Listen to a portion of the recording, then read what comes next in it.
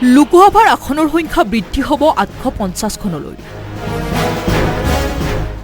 প্ৰত্যেক ৰাজ্যত বাঢ়িব লোকসভাৰ 50% আসন। মহিলাৰ বাবে সংৰক্ষিত হ'ব 33% আসন। অনুষ্ঠিত হৈছে সংসদৰ 3দিনীয়া বিশেষ অধিৱেশন। এই অধিৱেশনত চৰকাৰে উত্থাপন কৰিছে 3খন বিশেষ বিধেয়ক।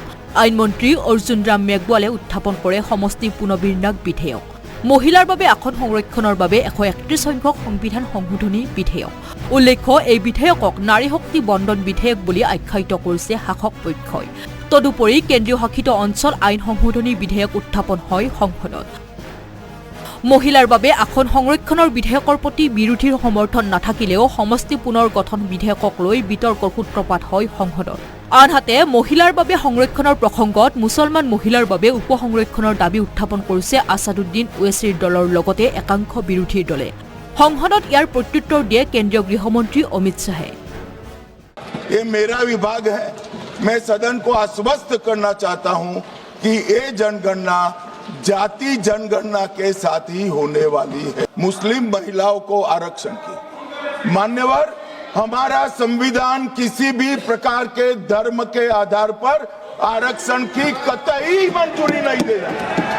और मैं फिर से संकल्प सरकार का बताता हूं कि धर्म के आधार पर मुस्लिमों को किसी भी प्रकार का आरक्षण गैर संवैधानिक है, इसका सवाल ही पैदा नहीं होता। বৰ্তমান সংসদত নিৰ্বাচিত সদস্যৰ 543খন আসন আছে। পিছে সমষ্টি পুনৰ নিৰ্ধাৰণৰ জৰিয়তে এই সংখ্যা 850লৈ বৃদ্ধিৰ বাবে বিধেয়ক উত্থাপন কৰিছে চৰকাৰে। প্ৰতিখন ৰাজ্যত 50% সমষ্টি বৃদ্ধিৰ সম্ভাৱনা আছে। পিছে এই সংশোধনক কঠোৰ সমালোচনা কৰিছে বিৰোধীয়ে। বিৰোধীৰ উপদলপতি গৌৰৱ গগৈয়ে সমষ্টি পুনৰ নিৰ্ধাৰণৰ ভিত্তি কি বুলি প্ৰশ্ন উত্থাপন কৰে। তদুপৰি কিহৰ ভিত্তিত 850লৈ বৃদ্ধিৰ প্ৰস্তাৱ লৈছে সেয়াও প্ৰশ্ন কৰি এই সংখ্যা নাগপুৰে দিছে নেকি বুলি কটাক্ষ কৰে চৰকাৰক। आप जाति जनगणना के पक्ष में नहीं हो। साफ साफ आपका उद्देश्य ये क्या तरीका है कि महिला आरक्षण को लागू करने के लिए आप एक डिलिमिटेशन को बुलडोज कर रहे हो। आप डिलिमिटेशन। आप जो ये बिल में आप जो ये संख्या लाए हो क्लॉज 3 में कि आर्टिकल 81 ऑफ कॉन्स्टिट्यूशन में संशोधन आना चाहिए कि 815 मेंबर्स आने चाहिए, कहां से आया ये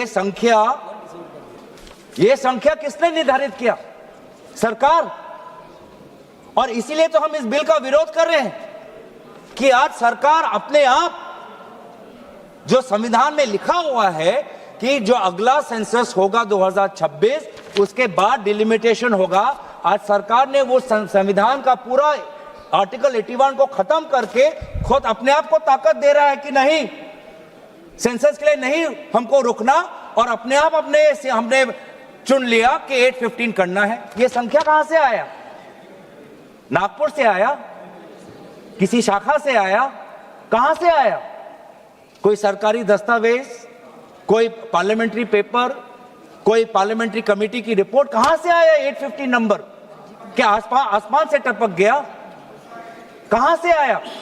यही तो हम जानना चाहिए। इसलिए तो हम कह रहे हैं कि सरकार के पास इस विधेयक को इंट्रोड्यूस करने की लेजिस्लेटिव कॉम्पिटेंस है ही नहीं कि वो सरकार अपने आप कैसे तय कर ले कि पार्लियामेंट की सदन की संख्या कितनी बढ़नी चाहिए, अपने आप बिना सेंसस के।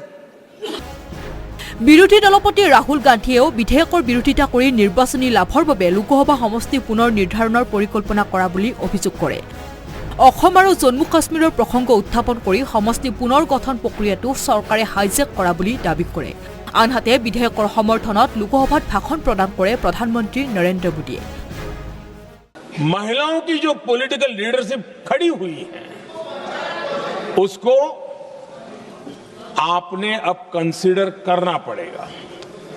यहां मैंने सुना हमारे मुलायम सिंह जी थे, तब से एक विषय चला रहे हैं, उनके परिवार वाले पे भी चला रहे हैं।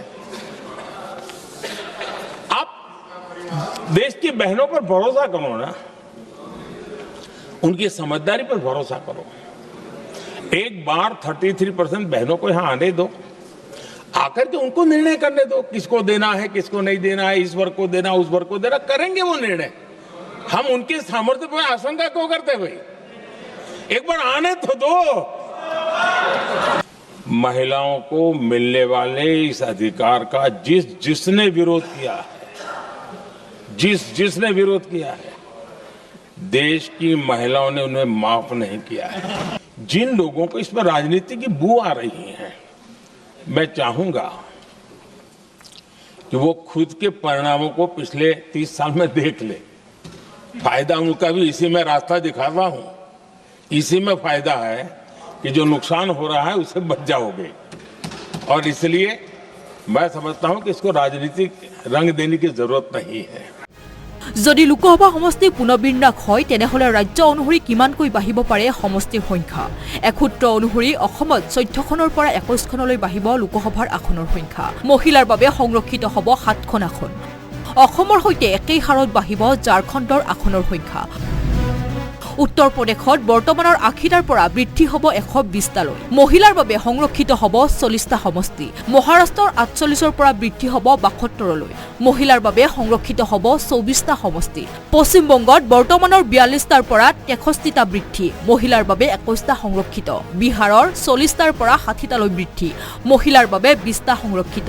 তামিলনাডুত বৰ্তমানৰ 39টাৰ পৰা বাঢ়িব 59টালৈ। মহিলাৰ বাবে সংৰক্ষিত হ'ব 20টা। পঞ্জাবত 13খনৰ পৰা বাঢ়িব 20খনলৈ। মহিলাৰ বাবে 7খন সংৰক্ষিত। ছত্তীশগড়ত 11ৰ পৰা 17খনলৈ বৃদ্ধি। মহিলাৰ বাবে 6খন সংৰক্ষিত। হাৰিয়ানাৰ 10ৰ পৰা 15খনলৈ বৃদ্ধি। 5খন মহিলাৰ বাবে সংৰক্ষণ। দিল্লীত 7ৰ পৰা 11খনলৈ বৃদ্ধি। 4খন মহিলাৰ বাবে সংৰক্ষিত। উত্তৰাখণ্ডত 5ৰ পৰা 8খনলৈ বৃদ্ধি। 3খন মহিলাৰ বাবে সংৰক্ষণ।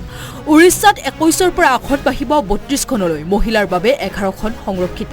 একেদৰে কেৰেলাত 20ৰ পৰা বাঢ়িব 30লৈ। মহিলাৰ বাবে সংৰক্ষণ হ'ব 10খন। তেলেংগানাত 17ৰ পৰা বৃদ্ধি হ'ব 26লৈ। মহিলাৰ বাবে সংৰক্ষিত 9খন।